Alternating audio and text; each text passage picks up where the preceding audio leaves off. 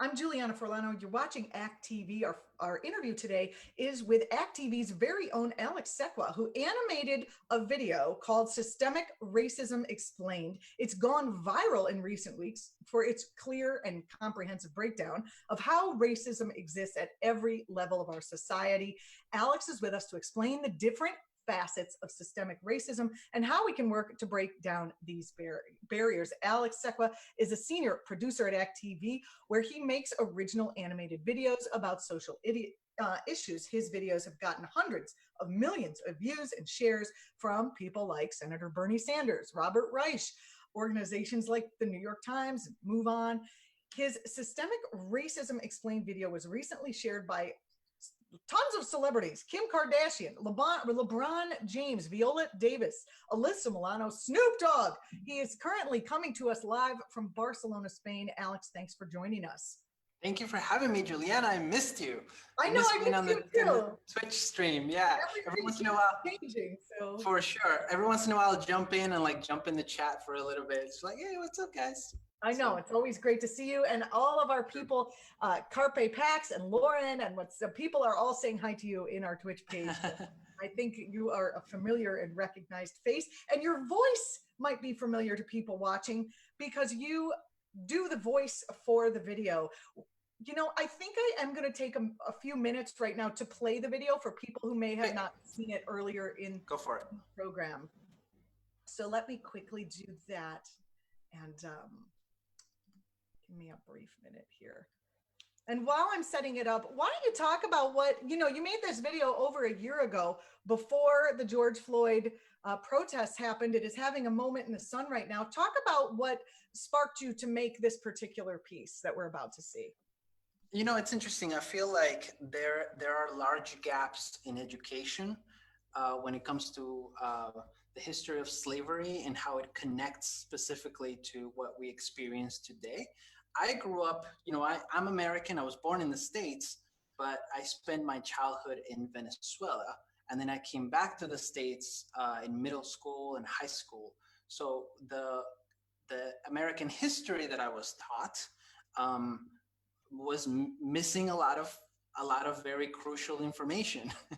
And if people don't have that context of where things come from, then it's hard for them to understand what's happening now. And so I thought this would be a good systemic racism. It would be a good primer to just get people involved in and introduce them to the idea.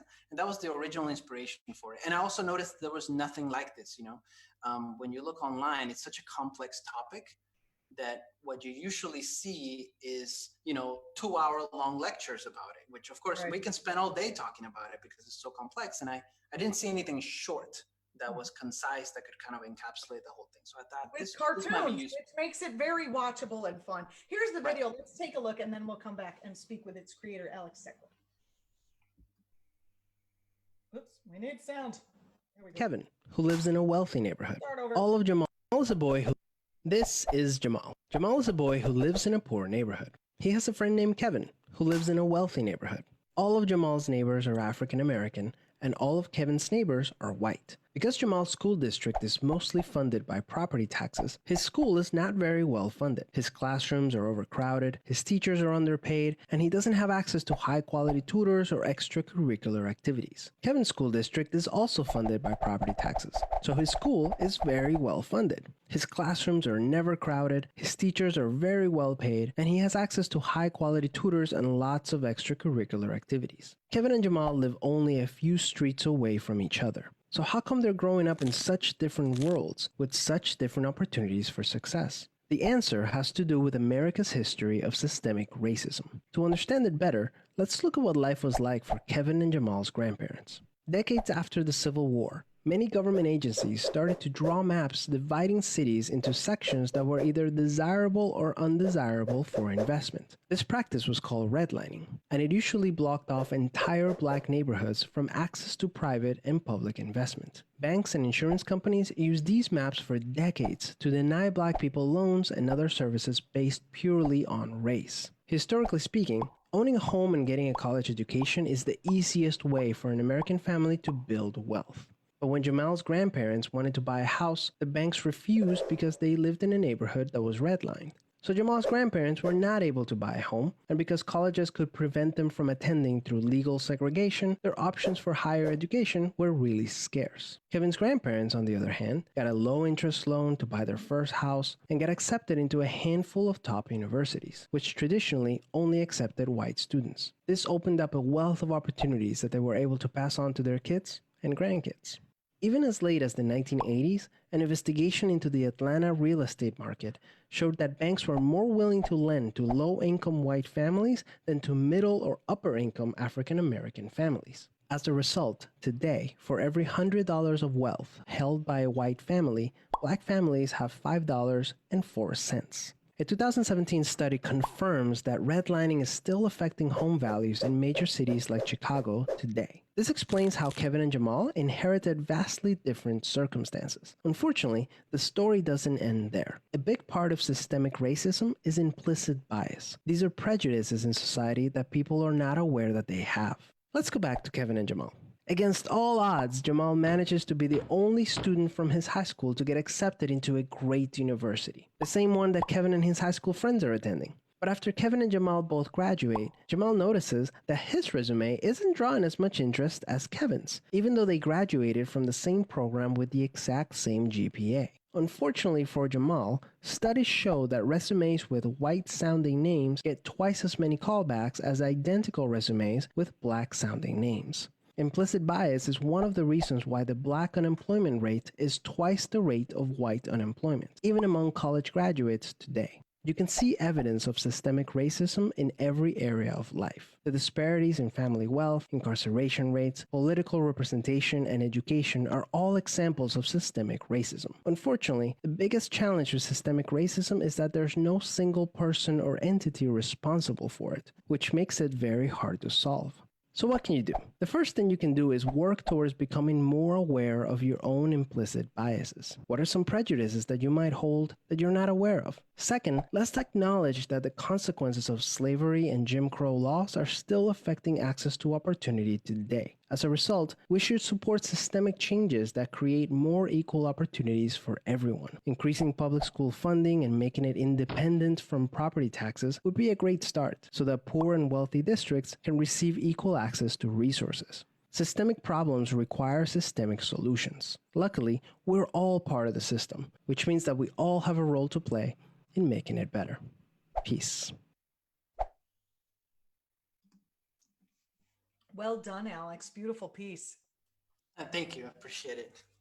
I noticed in the comment section of the video that there were a number of people pushing back, saying things like, oh, well, this is just an economic issue. I don't see where it has to do with race. Clearly, they didn't watch the whole video. I'm quite certain they were just talking about, you know, the educational part, where if you live in a nice, you know, everyone tries to live in the better school district, and because of the way they're funded, it's not an equal distribution of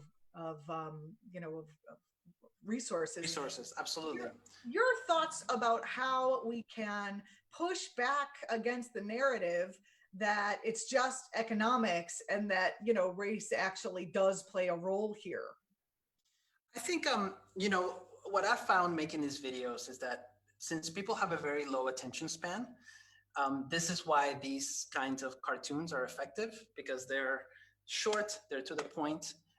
The only problem is that sometimes they can oversimplify the issue, right? And so it's a nice conversation starter. I think when somebody says something like, oh, it's just an economic issue, I will say, you're right, it's an economic issue. And the economic issue was created because of racism. And so, you know, it's just a nice opening to dig deeper. And you're like, did you watch the redlining piece where the bank wouldn't give money to Black people? I mean, exactly. I'm literally actually going for a loan right now, and they asked me for my driver's license. So if my face was darker, perhaps they'd be like, no thanks. You know, you need 80% down or whatever. Exactly. There's implicit bias at play. There's all sorts of different things, right? And some people can play it off as, oh, it's just economic. But when you dig deeper, you see that all these other things are happening. Yeah, it's a very complex issue. I think, you know, one of the things I've found making these kinds of videos is that when people have information that contradicts their beliefs, we don't naturally like to just change our minds, right? And so the very first step to changing your mind is usually just feeling anger, and you don't know why you're angry. You just feel like, that did not match what I think. I'm angry. And if you don't know how to deal with that feeling, you end up just either ignoring the information or rejecting it outright. So I think a lot of the comments you see are people that just did not watch the rest of the video, right? Because they said, yeah. Oh, this is making me angry. I'm not even going to watch anymore. Right. And other people who did watch, and maybe we're still feeling like this is not matching my worldview, I'm going to just ignore it or say that you're saying something else, kind of mischaracterize it or doubt the information. Well, is that really true? Like a common comment that I've seen with this video with redlining is that people say, well, redlining is no longer legal. Exactly. It's no longer legal. So actually, but it's still having an effect today.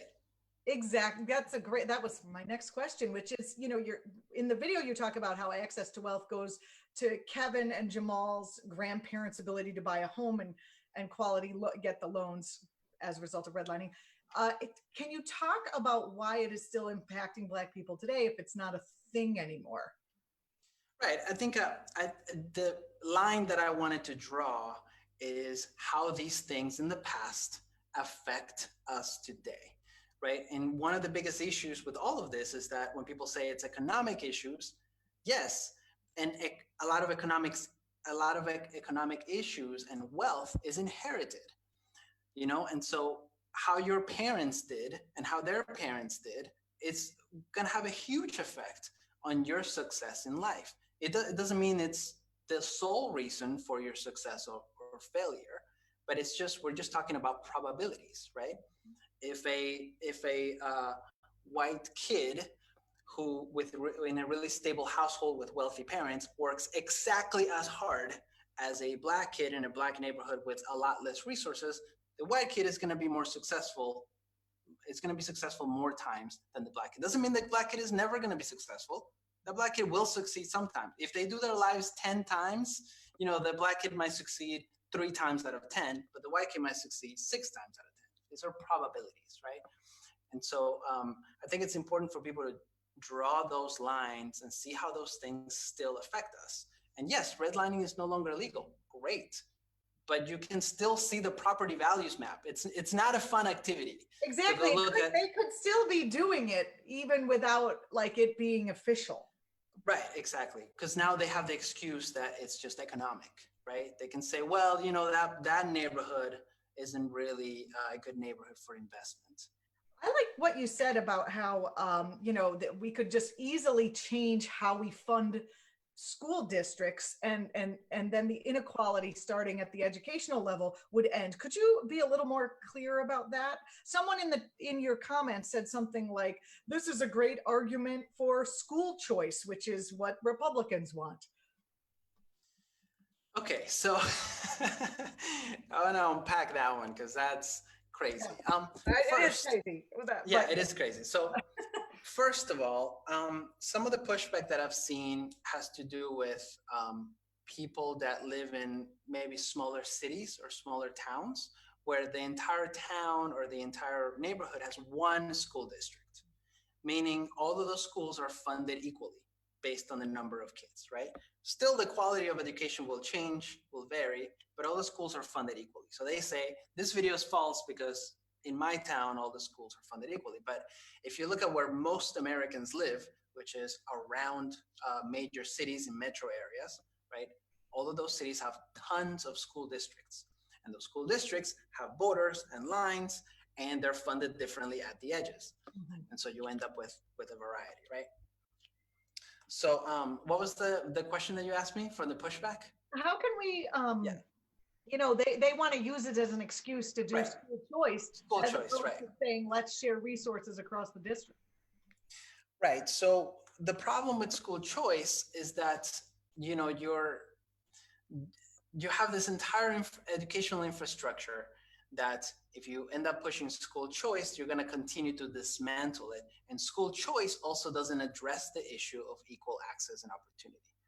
Because when you have everyone get a voucher to go to a school, then naturally a wealthy family is going to have more resources to just drive the kid to the part of town where the wealthy school or the best school is. So it just ends up making good schools better and worse schools worse, you know? So school choice is definitely not the way to tackle this. I mean, fair funding for schools. I mean, how crazy of a concept is that? I live in Right? a nice, like a, what's considered a good, quote unquote, good school district in New York City. And it's like, a stone's throw from what's considered a bad school district in New York City. And I know the reason it's good is because the PTA is filled with gentrifying wealthy parents who add value to the school that their own kid is in. How are we going to convince them that it's in their best interest to add value to the entire system, especially in a place like New York City, where, some people have literally never been to Staten Island, or they've never been to the Bronx. Right. I think it's an interesting idea that for me, that people don't realize that other people's success benefits them, right? Stability is really profitable. Even if you don't look at it morally and just say, I am a pure-blooded capitalist. I want I just care about money. I just care about wealth. If everybody else is stable and educated, it means that you will be more profitable. It means that your business will do better. It means you'll have a better hiring pool of people. It means you'll have less crime and less instability. So all of those things, right? So, but obviously, just from a moral standpoint, we should want people to do. We should want our neighbors to do better. Beings we're speaking with Alex Cequea. He is a senior producer here at act.tv. He created a video addressing systemic racism that has been blowing up for obvious reasons, shared by some very big stars. Just how did you feel when Kim Kardashian or Snoop Dogg shared your video? I mean, it's crazy. I've had other videos go quote unquote viral, right? Get a lot of views, but never like this, never shared through a ton of celebrities and things like that. This is COVID-19 viral, your video. I know, seriously. Yeah. And first I just want to say, like, my original reaction was, I'm really grateful to have created something that is useful for the conversation, right? Because these are really hard conversations to have. And it seems like the moment is right for a lot of people to be receptive to these kinds of conversations, whereas a year ago they might have not been as receptive. And so my initial reaction was a lot of gratefulness that this was being shared a lot. And I'll tell you, I'm in Barcelona, so the time I'm about 6 hours ahead of Eastern time. And so one night I was going to sleep. It was 1 or 2 o'clock in the morning, and I get a little ping on my phone, and I'm like, this is the last thing I'll check. Let me just turn my phone over, see what somebody tagged me on Twitter or something. And then when I flip my phone over, it's Alyssa Milano has just posted the video and tagged me specifically, and I just said, oh my God. Wow. I can't sleep now. This is gonna blow up. And so over the next few hours is when like Kim Kardashian and like all these people shared it. It's like, oh my God, this is crazy. So it's amazing and it's wonderful. We have a question coming in, and then I have an additional question about, right. First, I'll ask you this question, and then we'll go to what's happening in the Twitch. Why is it so important right now, Alex, that we understand all the ways systemic racism impacts Black people in America? I saw a really good analogy on Jimmy Fallon, actually, from an African-American comedian from The Daily Show, and I'm blanking on his name right now, but he said, when you have a boiling pot of water and it starts overflowing, the first thing you do is you take it off the stove, right? You deal with the root problem, not start dealing with the gases that are spewing and the water that is spewing. So I feel like a lot of the tension and instability that we see now, this is hitting some really old, unhealed wounds in American society that we've never really fully tackled, right? A lot of racism is a topic that is hard to talk about in the United States because it has never been fully resolved and fully processed, right? And so for people to first understand the context of what it means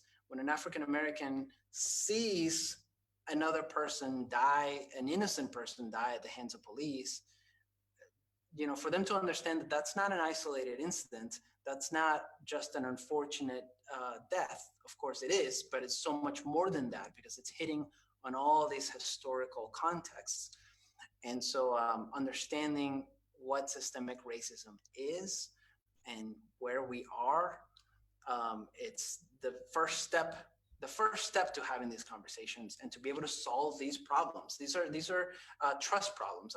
I'm actually working on a follow-up video about police violence. And so, I mean, African Americans have never had a reason to trust the police. Alex, we look forward to that next video. We only have a minute or two, but I did want to ask you the question that's coming in from the Twitch. This is from Political Puppy. A Black conservative, Shelby Steele, gave a horrible interview on Fox claiming that that talking of systemic racism is extending entitlement. Do voices like that harm or improve Black lives in the USA? Well, I think obviously my initial reaction is that it harms the conversation.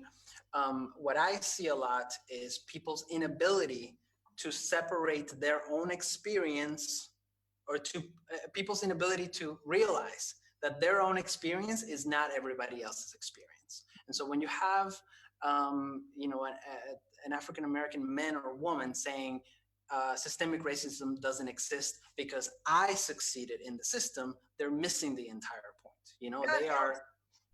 Yeah. There are so many excuses that people have to not sort of look into themselves. Things like, right, well, I'm not a racist, or, well, my family wasn't here when, you know, there were slaves or whatever, or even last, you know, people are new to, there are immigrants. I wonder, can we do a video about all the things that stop people from looking into their own sort of complicit nature with what's happening? That would be I'm making suggestions here. I don't know. It just I love it. It's like we could say, oh, you weren't okay, your family's new to the US, but oh, you're also from an economically this is the major thing I hear. It's like, hey, we had to work hard. We're from an economically underprivileged background. So, you know, it's our problem too. And the focus is on the economics. And then people are trying to fight their own fights around economics. And they don't make the leap over to how racism affects them and how they literally are part of the problem on some level if they can't embrace that. Yeah, I think it's not natural for most people to put themselves in other people's shoes. You know, it's a very biological, tribal mentality to say, here's my group, I'm going to see the world through my group's eyes, and never really try to see it from another group's perspective.